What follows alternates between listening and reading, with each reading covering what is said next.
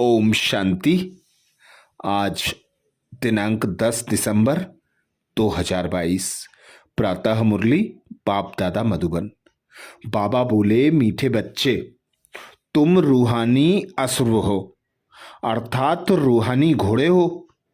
तुम्हें विजयी रत्न बनने की रेस करनी है। महारथी अश्व वह जो राजाई पाने की रेस करे। मीठे बच्चे, तुम रूहानी अश्व हो, तुम्हें विजयी रत्न बनने की रेस करनी है। महारथी अश्व वह है जो राजाई पाने की रेस करे, अर्थात रूहानी पिता परमात्मा निराकार।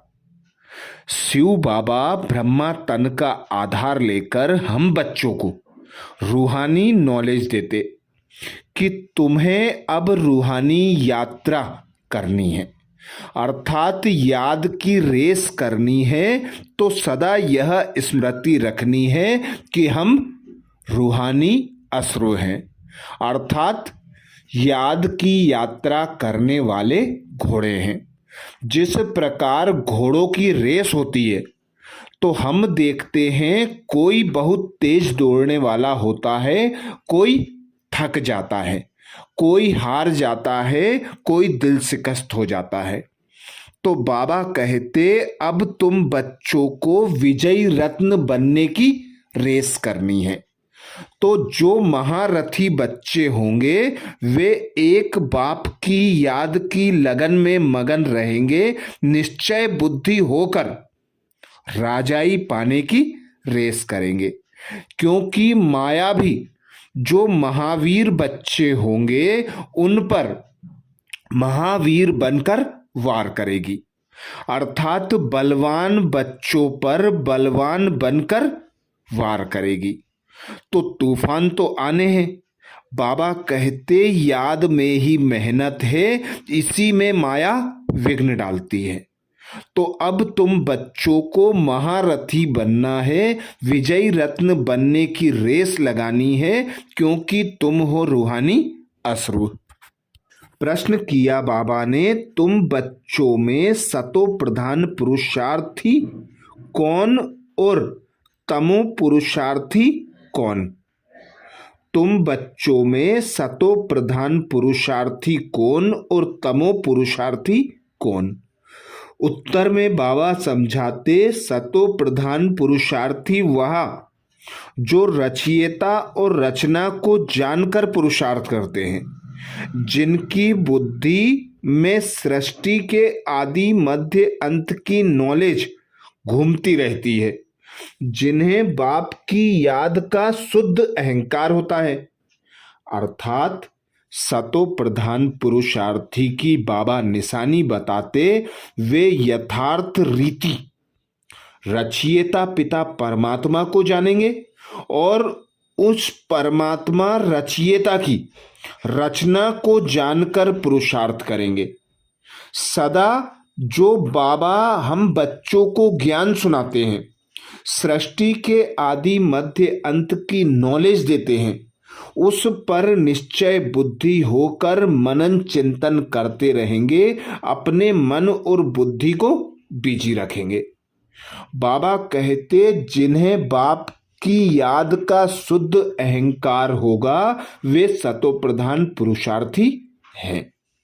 और तमो पुरुषार्थी वह जो कहते, कल्प पहले जैसा पुरुषार्थ किया होगा वैसा कर लेंगे, जो मिलना होगा वह मिल जाएगा।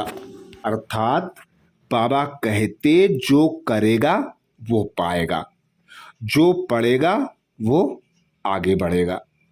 तो जो तमो प्रधान पुरुषार्थी होंगे वे ड्रामा को ढाल बनाकर ड्रामा के आधार पर न चलते हुए ड्रामा के उल्टे नॉलेज को बुद्धि में रखेंगे कि जो कल्प पहले मिला था वह मिल जाएगा, पुरुषार्थ जो किया होगा वह कर लेंगे। तो बाबा कहते, ऐसे बच्चे जो पुरुषार्थ करने में दिल शिकस्त होते हैं, खुद की कमी कमजोरियों को भूलकर ड्रामा पर डिपेंड हो जाते हैं, वे बच्चे तमोप्रधान पुरुषार्थी हैं। गीत सुनाया बाबा ने, दुखियों पर कुछ रहम करो माँ बाप हमारे। दुखियों पर कुछ रहम करो माँ बाप हमारे। ओम शांति। जब यहाँ बैठते हैं तो जितना हो सके बाप की याद में रहना है। कल भी समझाया कि सारा कल्प तुम देही अभिमानी रहते हो। बाबा कहते कल समझाया था कि सारा कल्प तुम देह अभिमानी रहते हो। इस समय ही एक बार देही अभिमानी बनना पड़ता है। देह अभिमान छोड़ वापिस चलना है। यह कपड़े अथवा तन बहुत पुराने हो गए हैं। यह देह का अशुद्ध अहंकार छोड़ना है। बाप को याद करना है। बाप को याद तो करते हैं, परंतु पता नहीं कि हमारा बाप कौन है। कह देते हैं बाप सर्वव्यापी है, फिर तो पुकार भी ना सकें। गाते तो है ना कि ओ गॉड फादर। जब किसी को दुख होता है तो गॉड को याद करते हैं, बुद्धि ऊपर चली जाती है। अगर भक्त ही भगवान हो फिर तो भगवान को याद करने की दरकार ही ना पड़े। ना ऐसा कहना पड़े कि हे भगवान हम दुखी कंगाल हैं, भक्ति मार्ग में है दुख, इसलिए भगवान को याद करते हैं। मैं बच्चों को सुख देकर जाता हूं तो उस सुख को सभी याद करते हैं। अविनाशी बाप अविनाशी सुख दे जाते हैं। जब बाबा कहते अब तुम बच्चों का तीसरा नेत्र ज्ञान का खुला है, जिससे बाप रचयिता और उसकी रचना के आदि मध्य अंत को अच्छी रीति जान चुके हैं। कल जो घर में गीता पढ़ते थे, उस गीता से रचता और रचना का नॉलेज नहीं मिलता था और ही रचना को भूल गए। रचता को भूले तो रचना को भूले।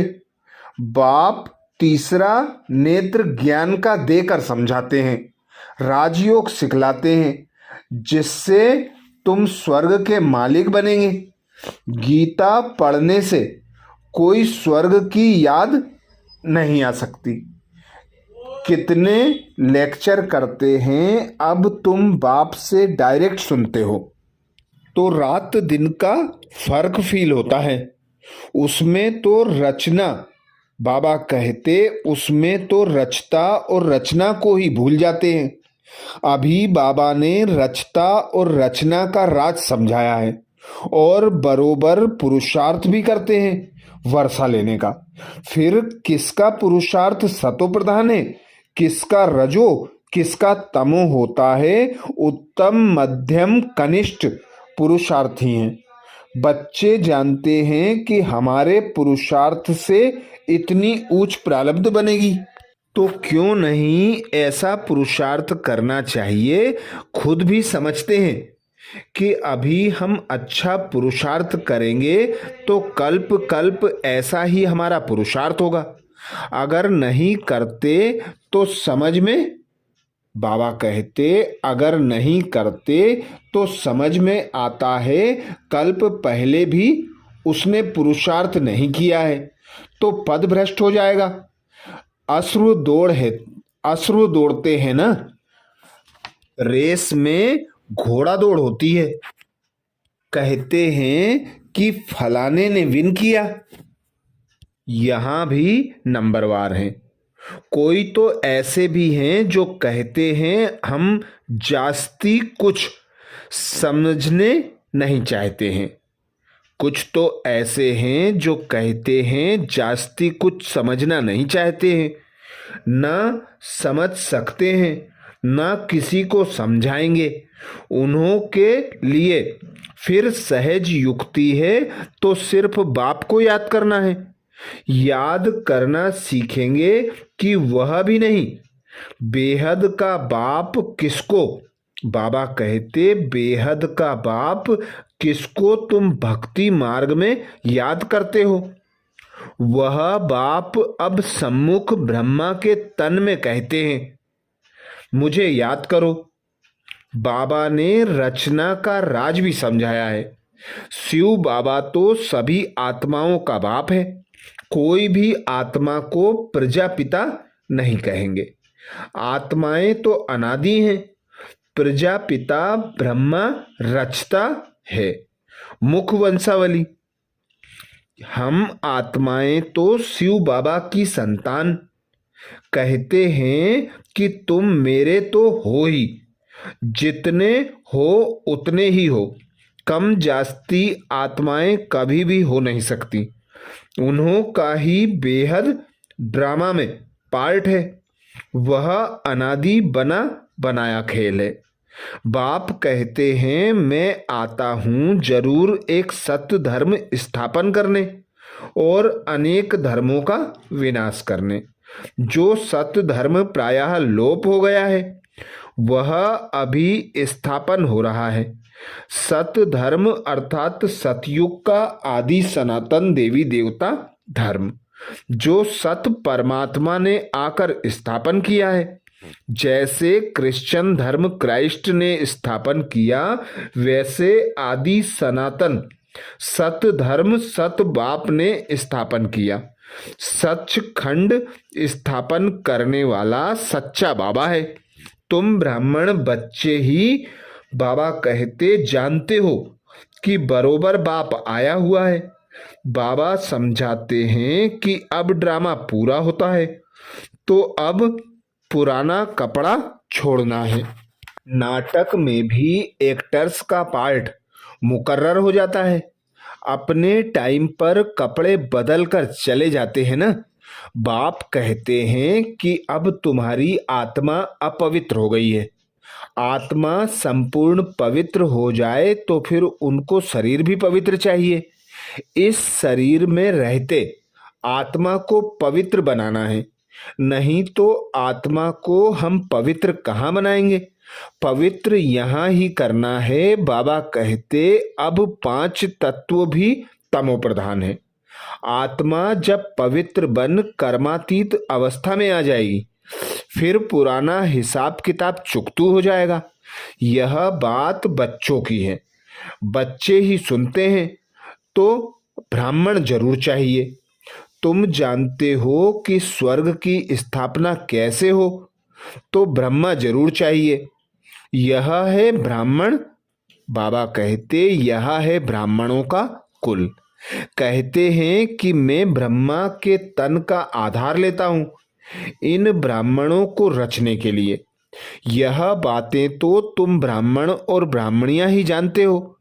यह है संगम युग की रचना। कितने गुह्य राज हैं। शुरू में बाबा कहते, शुरू में बाबा इतने गुह्य राज समझाते थे क्या? कहा जाता है ना, बाबा कहते शुरू में बाबा इतने गुह्य राज समझाते थे क्या? कहा जाता है ना, सागर को स्याही बनाओ, जंगल को कलम बनाओ, पृथ्वी को कागज बनाओ, तो भी ज्ञान पूरा नहीं होगा। तुम बच्चे सुनते ही रहते हो। यह गुह्य बातें भी धारण उनको होंगी जिन्हों का पढ़ाई में अटेंशन है। बाप से वर्षा लेने के लिए कमर कसकर खड़े हैं। थोड़ा भी अगर संशय हो गया तो उड़ जाएगा। फिर अचानक किसको तीर लग जाएगा तो एकदम निश्चय बुद्धि हो जाएगा। नए नए टोटके बाबा कहते, नए नए टोटके बाबा सुनाते हैं। कल भी बाबा ने बहुत अच्छी रीति समझाया था। बाप कहते हैं कि मैं परम आत्मा परम धाम में रहने वाला हूं, जिसको सुप्रीम सोल कहते हैं। यहां भी आत्मा को कोई सुप्रीम कह ना सके। सुप्रीम सोल एक ही है। उनकी ही सब बंदगी करते हैं। परम धाम में रहने वाला परमात्मा वह फिर सर्वव्यापी हो न सके। यहाँ तो दुख है, जन्म मरण है। परमात्मा तो जन्म मरण रहित है। जो महारथी हैं जिनका पुरुषार्थ चल रहा है, बाबा कहते जो महारथी हैं जिनका पूरा पुरुषार्थ चल रहा है वर्षा लेने का, वे रेस में देखो कैसे दौड़ते हैं। कोई घोड़े नाउम्मीद भी होते हैं, परंतु लास्ट में ऐसे तेज दौड़ते हैं जो सबसे आगे चले जाते हैं। यहाँ भी ऐसे है, कोई तो चलते चलते ढीले हो जाते हैं, गिर पड़ते हैं। कोई को चोट लग जाती है तो लंगड़े हो पड़ते हैं। यहाँ भी बहुत अच्छे अच्छे नए बच्चे हैं जो पुरानों से बहुत तेज दौड़ रहे हैं। कईयों को पुरुषार्थ करने में ग्रहचारी बैठ जाती है। कोई पर कभी बृहस्पति की दशा बैठती, कभी शुक्र की, कभी शनिचर की, राहु की दशा भी बैठ जाती है, तो कभी फायदा कभी नुकसान होता रहता है। बाबा खुद जानते हैं कि इस बच्चे पर ग्रहचारी है, इस कारण से ग्रहण लगा हुआ है। बाप कहते हैं इससे पार होकर तीव्र वेगी बन जाओ। जब राहु का ग्रहण लगता है तो 2-3 वर्ष पवित्र रहे, फिर कर्मेंद्रियों से विकार में चले जाते हैं। बाप कहते हैं काम महाशत्रु है, इन पर विजय पानी है। अच्छे अच्छे बच्चे भी, बाबा कहते अच्छे अच्छे बच्चों पर भी ग्रहचारी लग जाती है, शादी कर लेते हैं। प्रण भी पहले करते हैं तो हम पवित्र रहेंगे, परंतु गिर पड़ते हैं। कभी श्रीमत पर चलते, कभी फिर उल्टी मत पर चल पड़ते हैं। बाबा बच्चों को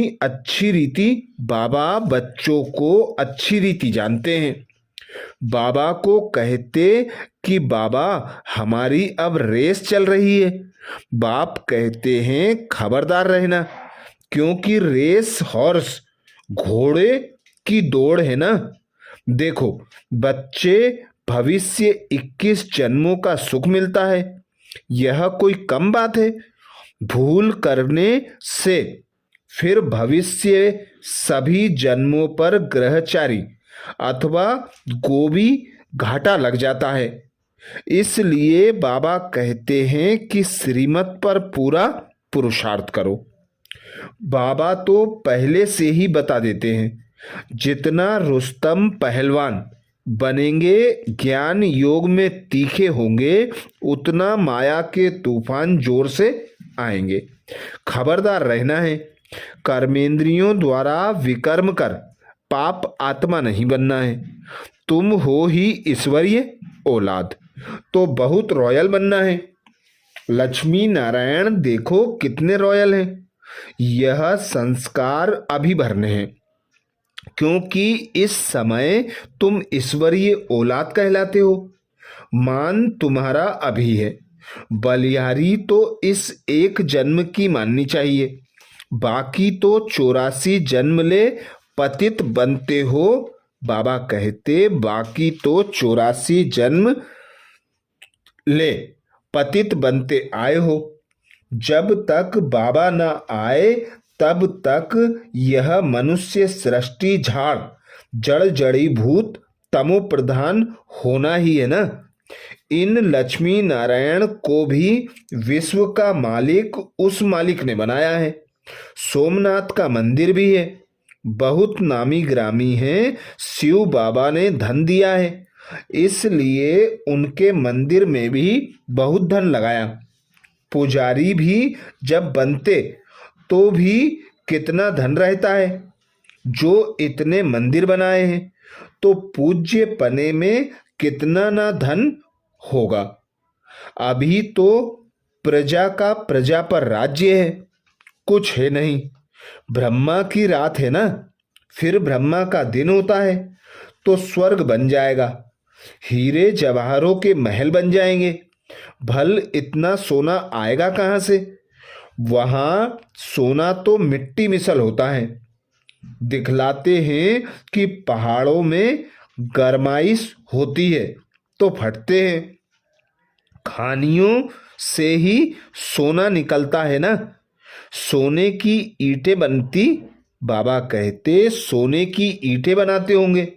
जैसे माया मच्छंदर का खेल दिखाते हैं, तो उसने सूक्ष्म वतन में सोने की ईंट देखी, समझा ले जाएंगे। बाबा कहते जैसे माया मच्छंदर का खेल दिखाते हैं, तो उसने सूक्ष्म वतन में सोने की ईंट देखी, समझा ले जाएंगे। आंख खोली तो कुछ नहीं देखा। यहाँ भी बच्चे दिव्य बुद्धि से सोने के महल देख कर आते हैं। बच्चों ने गीत तो सुना है, दुखियों पर कुछ रहम करो माँ बाप हमारे। बाप का नाम ही है ब्लिसफुल। तो बाबा कहते ऐसे नहीं कि वह सभी में विराजमान है। माया ने बुद्धि को बिल्कुल ही ताला लगा दिया है। बाप कहते हैं कि मेरे सिवाय यह ताला कोई खोल नहीं सकता। नंबरवार ताला उन्हों का खुलता है जिनका कल्प पहले खुला है। उन्होंने, बाबा कहते उन्हों के पुरुषार्थ से समझ सकते हो कि यह अच्छी सर्विस करते हैं। परम पिता परमात्मा ने जरूर कोई शरीर धारण किया होगा। उनकी पहली रचना है ब्रह्मा। ब्रह्मा के मुख द्वारा ब्राह्मण रचे। ब्राह्मण है चोटी, जगत अम्बा ब्राह्मणी है। ब्रह्मा ब्राह्मण है, शक्ति सेना ब्राह्मण ब्राह्मणी है। बाप कहते हैं मैं ही नॉलेजफुल हूँ, मेरा ही ड्रामा में पार्ट है।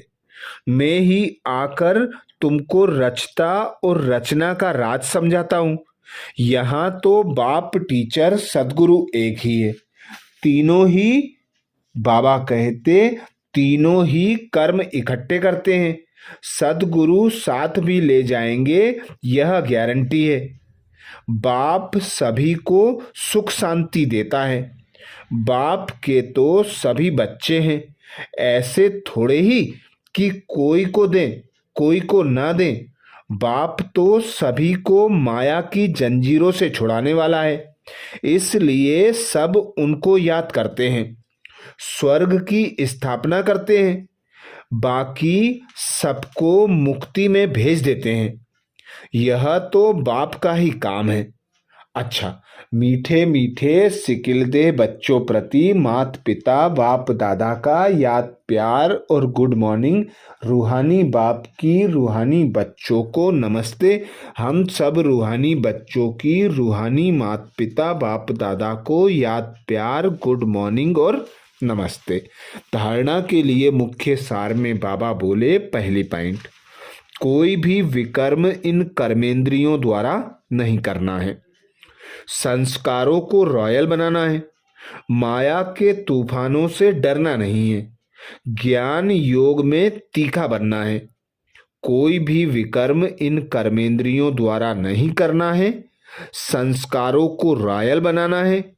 माया के तूफानों से डरना नहीं है। ज्ञान योग में तीखा बनना है। दूसरी पॉइंट बाबा कहते श्रीमत पर कोई भी ग्रहचारी को पार कर तीव्र वेगी बनना है। उल्टी मत पर नहीं चलना है। खबरदार रहे, याद की रेस करनी है। श्रीमत पर कोई भी ग्रहचारी को पार कर तीव्र वेगी बनना है। उल्टी मत पर नहीं चलना है। खबरदार रहे, याद की रेस करनी है।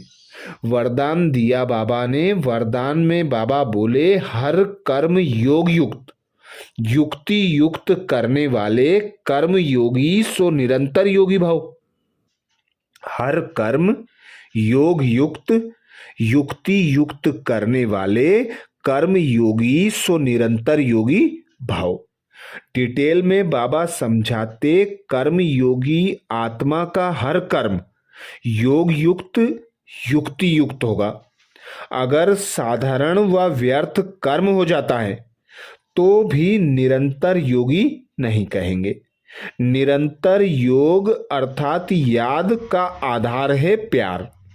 जो प्यार जो प्यारा लगता है वह स्वतः याद रहता है। प्यार वाली चीज अपनी ओर आकर्षित करती है।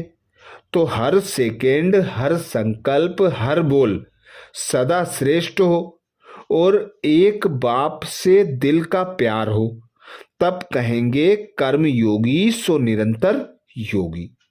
स्लोगन में बाबा कहते, मेहनत से छूटना है तो मोहब्बत के झूले में झूलते रहो। मेहनत से छूटना है तो मोहब्बत के झूले में झूलते रहो। अच्छा, ये थे बाबा के महावाक्य। ओम शांति।